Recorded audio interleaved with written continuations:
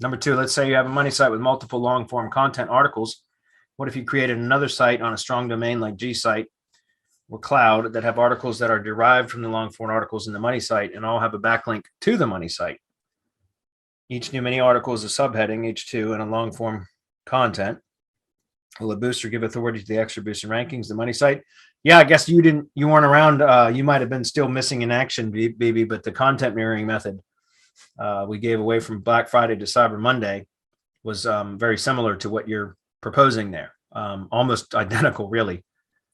It was a matter of taking long form content or content within a silo, a traditional silo, which would be a top of silo page and then supporting articles, right, within the silo, supporting posts, and then mirroring that, starting with YouTube. So a YouTube for each either H2 heading or each supporting article, one for the primary first, which would be the top of silo within the YouTube silo. And then for each H2 heading on the long form content or for each supporting article within a silo, you create a short YouTube video with voiceover text. Wave.video is a great service for that because it will do text to speech. Does it fairly good and fairly efficiently. Once you get the hang of Wave.video, you can produce a video with 200 to 225 words of content, including the voiceover, the text to speech function on it, in about 10 to 12 minutes. Once the content's prepared, it only takes about 10 to 12 minutes to prepare one of those videos. And you create a whole YouTube silo out of that. Then you mirror that with Google Business Posts. So you could take those same 200 to 225 words, which are essentially summaries of the H2 headings or summaries of each blog post, depending on which format you're using to begin with. And so you create Google Business Posts out of those, the text that you use for the videos, or vice versa. You can do Google Business Posts first and then YouTube videos out of the post text. And then you create inner pages, so siloed pages on a Gsite.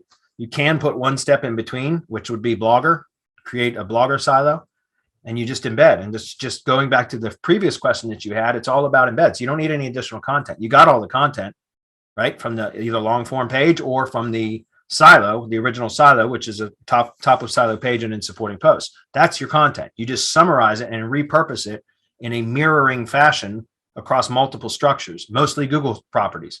So again, Google Business Posts, YouTube, then you can do a Blogger silo with just embeds. You just embed the YouTube video and the Google Business Post. That's it, 2 iframes. You don't need any additional content. Your content's there. Then you can create a Gsite silo with inner pages and then embed all 3 of those, right? Or just embed the Blogger page, the Blogger posts. It's a 1-to-1 ratio for each post or each H2 heading or each supporting post. It has a YouTube video or a Google Business Post, YouTube video, a Blogger post that are siloed together, all interlinked properly. And then on the Gsite, you could just embed the Blogger post, right? That has in the Blogger post was nothing but an embed of the YouTube video and the Google Business Post. So it's just an iframe stack across Google properties. And now you've got your Gsite, which becomes a link building target. Your Blogger posts become link building targets. Your YouTube videos become link building targets. All of that flows all the way down through those iframes, all like almost like those Russian dolls. You know, you keep taking one out of the other, and they keep getting smaller. That's kind of like what it is. You hit it at the top level and you can layer it all the way down to the last step before your money site, which would be the Google Business Posts, if that makes sense. And that way you keep your money site clean, but you're pushing all that juice and all that relevance through that stack, through that structure back down to your money site. And if you're going to be using long form content, use jump links, right, to each H2 heading. That's your target URL at tier 1. So if Google Business Posts, and again, this was all covered in the content mirroring method.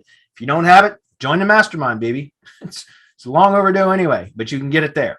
A lot of you guys got that for free because we gave it away from Black Friday to Cyber Monday. If you don't know what I'm talking about, again, you can get that in the mastermind. It's actually part of the Google Business process, GBP SOP, right? So the standard operating procedure that all mastermind members have access to now. But it's very, very powerful. And so if Google Business Posts are your first tier, then each one of the CTA buttons actually link to a jump link on long form content, right? So H2 headings, or if it's a traditional silo, then the top of silo posts, the CTA button is going to link to the top of silo on the post on the site or page. And in each supporting post, subsequent post within that silo has a its own Google Business Post with the CTA button linking to that target URL. So again, you just power that whole structure up at each different level. And all that juice and relevance flows, topical relevance flows down through all of that without it ever being a physical link to the money site, except for the CTA button, which has on the Google Business Posts, if it's a local project. If not, you can omit that step. But and those CTA buttons are follow links, but they have generic or miscellaneous anchors, right? It's either learn more or book. So it's a very, very safe and clean way to power up a long form article or a particular silo. Either way, it's very powerful. And it works. It's time consuming as hell, which is why I put it in an SOP type of format. Now that content mirroring method is not an SOP because it doesn't have, it has all the training to do it, but it doesn't have like all the step-by-step checklist instructions and all that. That's a full SOP has all of that. But I put it in the same sort of a format that I format my SOPs so that, again, it can be delegated. You can hand it off to a virtual assistant. I recommend learning the process yourself, doing it once or twice. But after you do it once or twice, you shouldn't have to do it anymore because you'll understand it and you can delegate it. You can hand it off to a VA and let them do it for you. That's a good question.